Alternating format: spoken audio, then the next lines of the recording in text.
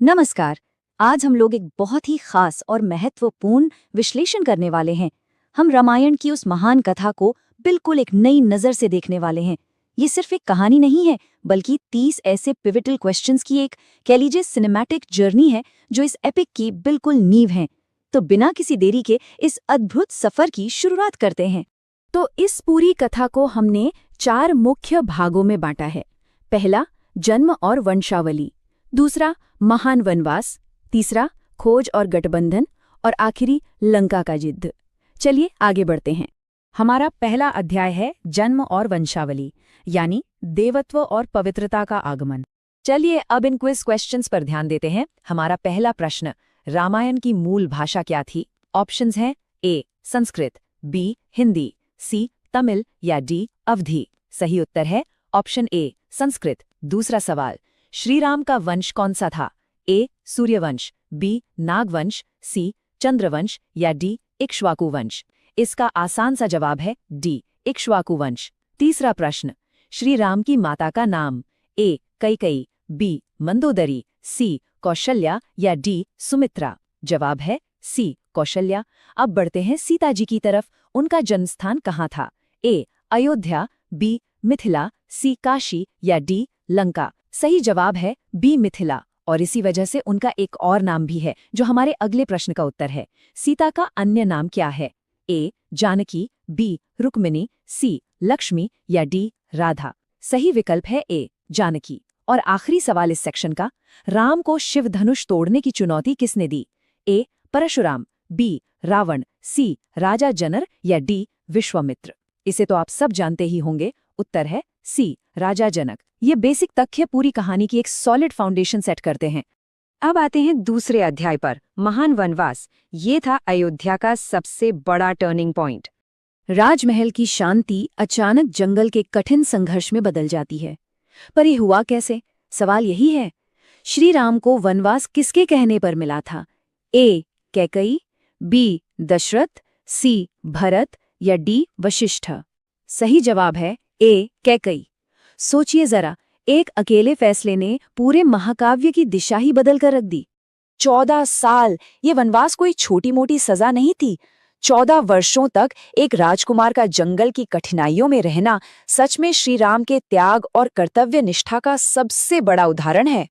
चलिए वनवास के समय के कुछ और क्वेश्चंस देखते हैं। पहला, श्री राम ने वनवास में सबसे ज्यादा समय कहाँ बिताया? ए चित्रकूट, बी अयोध्या, सी पंचवटी या डी दंगाकारण्य। इसका सही जवाब है ए चित्रकूट। आगे बढ़ते हैं। रावण की बहन कौन थी? ए मंदोदरी, बी सुर्पनखा, सी ताड़का या डी त्रिजाता। सही विकल्प है बी सुर्पनखा। तीसरा सवाल, मारीच के पीछे राम और लक्ष्मण को किसने भेजा था? ए रावण, बी सुर्पनखा, सी मारीच या डी सीता।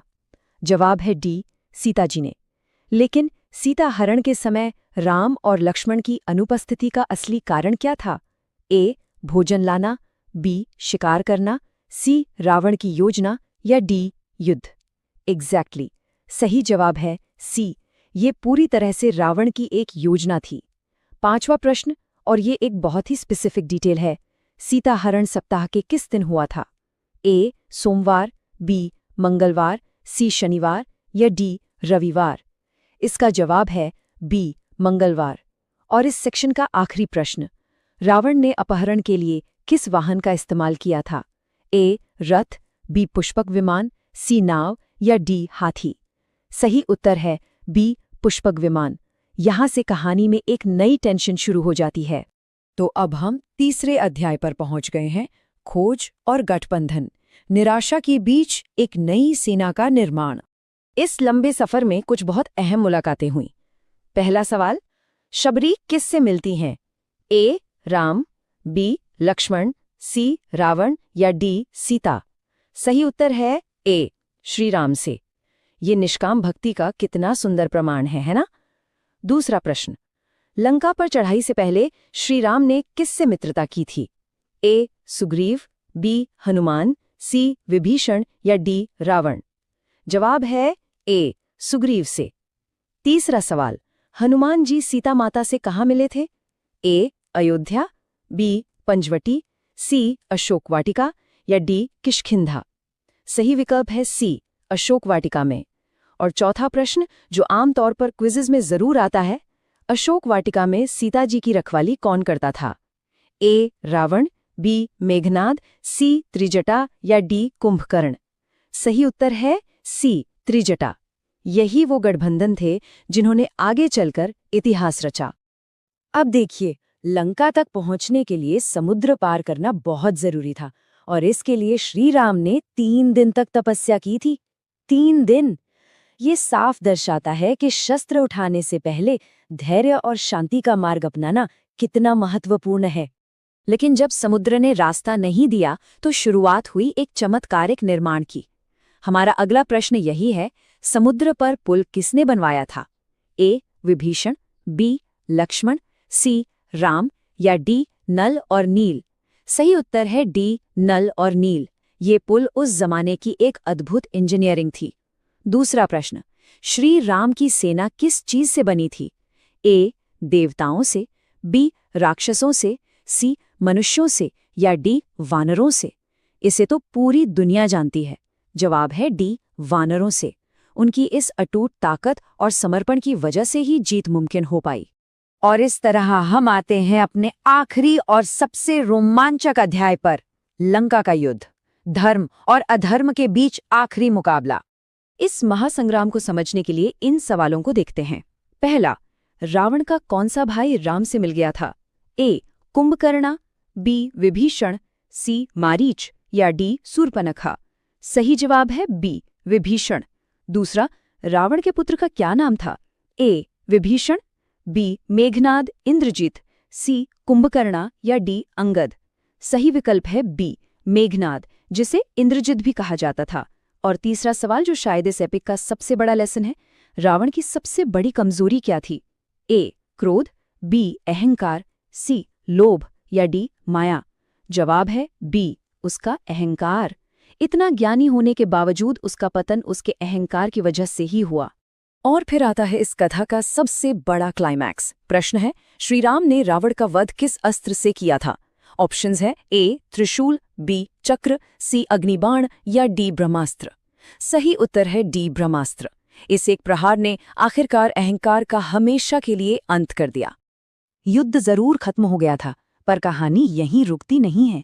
पहला प्रश्न, रावण का वध कहाँ हुआ था? ए अयोध्या, बी किष्किंधा, सी चित्रकूट या डी लंका? सही जवाब है डी लंका। दूसरा प्रश्न, सीता जी की अग्नि परीक्षा कब हुई थी? ए लंका कांड, बी विवाह के बाद, सी वनवास से पहले या डी लंका विजय के बाद? सही जवाब है ए लंका कांड में। तीसरा सवाल, श्री राम द्वारा छोड़ने पर सीता किस आश्रम में रही थीं? ए अगस्त्या, बी वशिष्ठा, सी विश्वामित्र या डी महर्षि वाल्मीकि? सही उत्तर है डी महर्षि वाल्मीकि।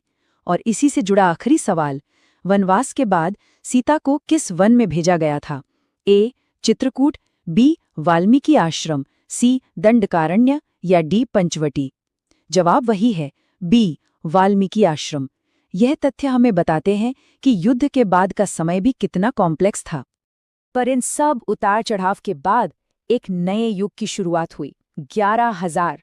हमारा सवाल था कि सीता जी ने अयोध्या में कितने समय तक निवास किया था, और इसका जवाब है 11,000 वर्ष।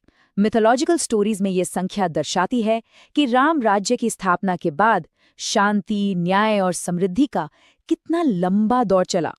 तो आखिर में हमारे पास क्या बचता है? बस यही एक सच, अहंकार का नाश और धर्म की जीत। आज हमने इन क्विज क्वेश्चंस के जरिए सिर्फ जवाबों को नहीं देखा, बल्कि पूरी कथा को एक साथ जोड़ा है। आते आते मैं बस एक विचार छोड़ना चाहता हूँ। अगर एक वानर सेना एकजुट होकर समुद्र पर पुल बनाकर इतनी बड़ी बुराई को हरा सकती है, तो आज के वक्त में दृढ़ संकल्प और एकता के साथ हम और आप क्या कुछ हासिल नहीं कर सकते? सोचिएगा।